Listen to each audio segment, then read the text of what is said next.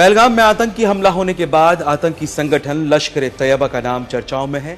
यह आतंकी संगठन पाकिस्तान में बैठकर भारत के खिलाफ अपनी नापाक साजिशें रचता है। इसके तमाम आतंकी सरगना भारत के खिलाफ जहर उगलते हैं, लेकिन दुनिया के सबसे बदनाम आतंकवादी संगठनों में से एक लश्कर-ए-तैयबा तो काफी पहले ही बेनकाब हो चुका है। भारत से लेकर अमेरिका, यूरोपियन यूनियन और यहां तक कि संयुक्त राष्ट्र संघ तक ने लश्कर-ए-तैयबा को एक आतंकवादी संगठन के तौर पर चिन्हित कर रखा है। ऐसे में लश्कर ने जो नया मुखौटा पहना है वो है TRF, यानी कि द रेजिस्टेंस फ्रंट। और इस बार पहलगाम के आतंकवादी हमले में इसी TRF का हाथ होने की बात सामने आई है।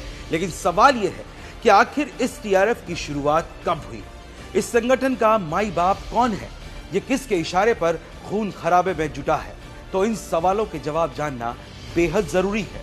लश्कर-ए-तैयबा ने इस TRF को साल 2019 में तब जन्म दिया जब भारत ने जम्मू कश्मीर से धारा 370 हटाई और इसे एक सामान्य राज्य का दर्जा दिया। असल में इसके तहत भारत जम्मू कश्मीर के आम जनजीवन को तरक्की से जोड़ने की कोशिश कर रहा है। इन आतंकियों को यही बात नापसंद है।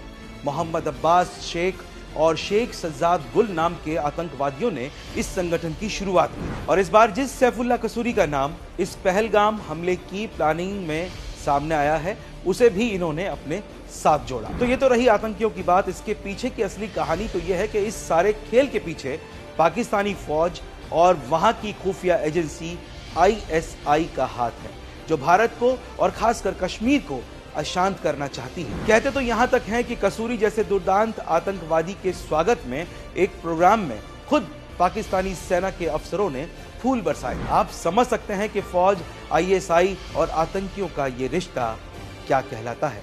वैसे तो इस TRF के सिर पर बहुत से बेगुनाहों के खून का इल्जाम है, लेकिन इसने जिन बड़ी आतंकवादी वारदातों को अंजाम दिया है उनमें साल 2020 में हुआ केरन एनकाउंटर शामिल है, जिसमें भारतीय पैरा कमांडो और TRF के आतंकवादियों के बीच गोलीबारी हुई थी। और इसके बाद इन आतंकियों ने साल 2021 में सोपोर में हमला किया था, जब बीजेपी के नगर निगम सदस्यों की बैठक पर इन आतंकवादियों ने हमला किया था। उसमें कई लोग मारे गए थे। साल 2022 में शोपिया में इन्होंने एक ब्लास्ट किया था। इस हमले में आतंकवादियों ने सुरक्षा बलों को टारगेट करने की कोशिश की थी और अब इन आतंकियों ने 22 अप्रैल साल 2025 में पहलगाम में 26 बेगुनाह नागरिकों की गोली मारकर जान ले ली। जानकारों की माने तो आतंक के इस खेल में TRF अकेला नहीं है, बल्कि लश्कर-ए-तैयबा और हिजबुल मुजाहिदीन जैसे आतंकी संगठन लगातार उसका साथ दे रहे हैं। फिलहाल पहलगाम हमले के बाद TRF भारतीय एजेंसियों के निशाने पर है और उसे